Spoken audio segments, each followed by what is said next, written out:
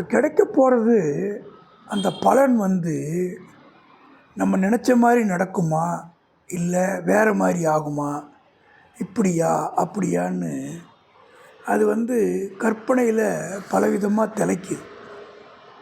மனோராஜ்யம் மாறிக்கிட்டே இருக்கு. ஆசையோட வேகத்தில் எண்ணங்கள் கோடி கோடியாக பரவிக்கிட்டே இருக்கு.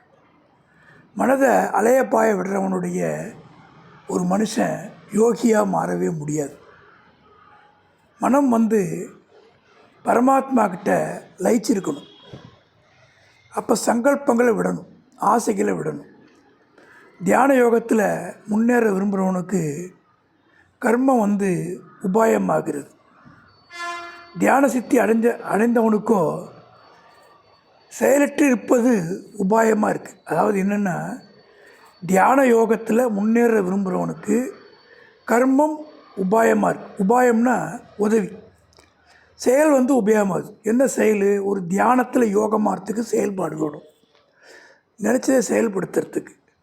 தியான சித்தி அடைஞ்சவனுக்கு, அதில் ஒரு அடுத்த லெவலுக்கு போயிட்டவனுக்கு செயலற்றிருப்பது உபாயமாக இருக்குது. ஒன்றுமே இல்லாமல் இருந்தாலே அவனுக்கு அது உயர்வாக பலனாக மாறுது.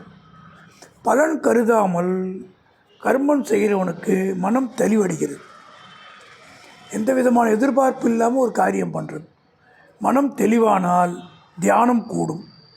புலன்களுக்குரிய போகப் பொருள்களிலும் கர்மங்களிலும் பற்று கொள்ளாமல் சங்கல்பங்களை துறந்தவன் யோகாருடன் எனப்படுகிறான். ஐம்புலன்கள் இருக்கு இல்லையா, அதோடைய போகப் பொருள்கள் ஆசைகளில் கர்மங்களிலும் பற்று கொள்ளாமல் சங்கல்பங்களை துறந்தவன், ஆசைகளை துறந்தவன் யோகாருடன் சொல்லப்படுறான். பற்றிலிருந்தே ஆசை பிறக்குது.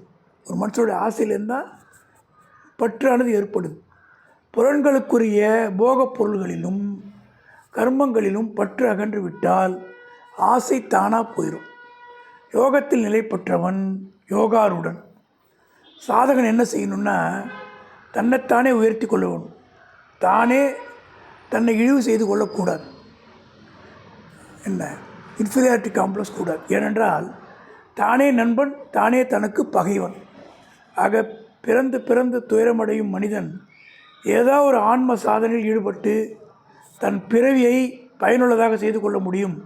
இதுவே தன்னைத்தானே உயர்த்தி கொள்வதுன்னு சொல்லப்படுது.